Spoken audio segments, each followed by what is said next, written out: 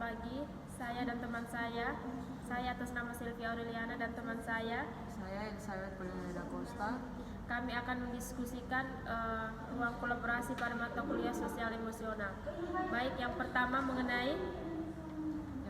itu dengan pertanyaan, apa tantangan bagi guru untuk menjadi contoh teladan khususnya dalam hal sosial emosional. Jadi menurut kami, tantangan seorang guru dalam pengabdiannya antara lain yaitu memberikan pelayanan pendidikan yang bermutu, di mana guru juga merupakan seorang agen perubahan, di mana perubahan yang dilakukan guru tersebut itu untuk menjadi yang lebih baik melalui proses pemberian layanan BK yang dilakukan. Adapun tantangan yang dihadapi yaitu guru harus melihat keterlibatan peserta didik dalam mengikuti layanan, itu bisa berupa jasmani maupun psikologis. Yang berikut itu, guru harus bisa mengembangkan potensi yang ada dalam dirinya peserta didik. Yang berikut itu, guru harus memiliki rasa tanggung jawab untuk mengantarkan anak kepada kemauannya dalam hal belajar. Yang berikut itu, guru harus bisa memberikan layanan BK yang memenuhi dengan kebutuhan setiap peserta didik, di mana peserta didik ini memiliki karakteristik yang berbeda-beda. Jadi, guru tersebut harus memahami apa kebutuhan dari peserta didik tersebut. Baik, yang kedua mengenai kasus yang ada berkaitan dengan hal di atas berdasarkan pada pengalaman Anda mengamati proses belajar mengajar yang pernah Anda ikuti. Baik, yang pertama di sini guru mengalami kesulitan mengelola peserta didik yang terkadang sangat sulit untuk dikendalikan. Terus yang kedua, kasus yang kedua yaitu guru belum bisa mengontrol emosi ketika memberikan layanan BK terhadap peserta didik yang sulit dikendalikan. Kasus yang ketiga yaitu pola pemberian layanan guru yang tidak adil atau pilih kasih dengan peserta didik yang menyebabkan adanya kesenjangan sosial antara peserta didik. Dan kasus yang keempat yaitu sikap tegas guru yang terkesan menyebabkan peserta didik memiliki kekhawatiran saat mengikuti layanan. Berikut itu di pertanyaan nomor 3, bagaimana sekolah bisa mendukung pembelajaran sosial emosional? Apa saja tantangan bagi sekolah? Jadi di sini menurut kami sekolah bisa mendukung dengan cara yang pertama itu menyediakan sarana dan prasarana yang mendukung dalam proses pemberian layanan BK. Yang berikut itu menyediakan ekstrakurikuler yang beragam dan sesuai dengan karakteristik peserta didik. Yang ketiga itu memfasilitasi guru untuk mengikuti pelatihan atau webinar tentang pembelajaran sosial emosional. Yang keempat itu membiasakan kegiatan yang mendukung terlaksananya pembelajaran sosial emosional seperti kerja bakti, pembelajaran kolaboratif sehingga melatih kemampuan peserta didik agar dapat memahami, mengolah dan mengekspresikan aspek sosial emosionalnya. Adapun tantangan yang dihadapi oleh sekolah, yang pertama itu kurangnya ekonomi dalam pengadaan sarana dan prasarana. Yang berikutnya keterbatasan kemampuan guru dalam pembelajaran sosial emosional, dan yang terakhir itu perlunya konsisten dalam menerapkan kegiatan pembelajaran sosial emosional di sekolah. Selanjutnya, pertanyaan selanjutnya, apakah karakteristik peserta didik bisa mempengaruhi penerapan pembelajaran sosial emosional? Jelaskan bagaimana menghadapi kendala tersebut. Nah, menurut kami tentu saja mempengaruhi. Dalam menerapkan pembelajaran sosial emosional perlu mengetahui karakteristik peserta didik.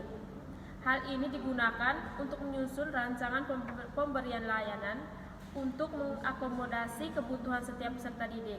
Nah, bagaimana cara menghadapi kendala tersebut? Di sini kami ada beberapa cara, yaitu yang pertama, mengenali karakteristik setiap peserta didik. Yang kedua, mengetahui latar belakang dan budaya siswa atau peserta didik. Misalnya, tingkat pendidikan orang tua, sosial ekonomi, atau dimensi kehidupan lainnya agar bisa disesuaikan dengan metode yang efisien. Yang ketiga, membangun kedekatan emosional terhadap peserta didik. Dan yang keempat, memberikan kesempatan kepada peserta didik untuk mengutarakan pendapatnya. Baik, pertanyaan selanjutnya, bila Anda sudah menonton film tersebut, apa yang bisa Anda pelajari dari film tersebut berhubungan dengan guru yang menjadi agen perubahan? Di sini saya akan menjawab untuk film yang pertama itu Laskar Pelangi. Dari film Laskar Pelangi yang sudah saya bersama teman saya nonton, kita dapat belajar bahwa guru itu menjadi agen perubahan yang sangat efektif, di mana guru yang dipaparkan di film ini, yaitu ibu guru murid, adalah orang yang berani, berdedikasi tinggi, dan memiliki perilaku yang menginspirasi. Ibu guru murid telah menunjukkan kepada anak-anak dari desa Belitong bahwa mereka itu dapat mencapai banyak hal yang mereka inginkan selama mereka berusaha keras dan mengambil resikonya. Ia juga menginspirasi dan menyemangati anak-anak untuk mengejar impian mereka. Dan juga guru ini membuktikan bahwa dengan usaha dan kerja keras, semangat dan keyakinan yang kuat, semua hal yang mungkin ingin mereka capai itu akan terwujud. Film selanjutnya yaitu Dead Food Society. Dari film tersebut yang saya dan teman saya nonton, yang bisa kami belajar bahwa guru yang baik dapat menjadi agen perubahan yang efektif. Guru dapat menginspirasi peserta didik dengan memberikan motivasi dan dorongan, serta mengajarkan nilai-nilai moral yang lebih tinggi. Guru yang baik dapat memberikan peserta didik kebebasan untuk menemukan jalan mereka sendiri dan menjadi pendukung mereka sepanjang jalan. Guru yang baik juga dapat mengajari siswa atau peserta didik mereka untuk berpikir kritis dan mengembangkan keterampilan kreatif. Yang berikut itu untuk film yang ketiga, Sekolah Rimba. Dari film Sekolah Rimba ini, kita itu dapat belajar tentang bagaimana pentingnya peran seorang guru dalam mendorong perubahan positif di dalam sebuah komunitas. Di sini guru di Sekolah Rimba itu menunjukkan bahwa mereka itu dapat menjadi suatu agen perubahan yang kuat dan berdampak positif bagi anak-anak atau peserta didik mereka. Guru ini memiliki kemampuan untuk memberikan inspirasi dan menciptakan lingkungan yang mendukung anak-anak, di mana yang mereka dukung itu untuk tumbuh kembang menjadi individu yang lebih berkualitas. Guru juga bisa membimbing anak-anak untuk mengembangkan kemampuan mereka, di mana membangun rasa percaya diri dan mengajarkan mereka tentang pentingnya kerja keras dan integritas. Guru juga dapat menjadi penyemangat bagi para peserta didik atau anak-anaknya untuk berpikir kritis dan mengembangkan pemikiran mereka sendiri.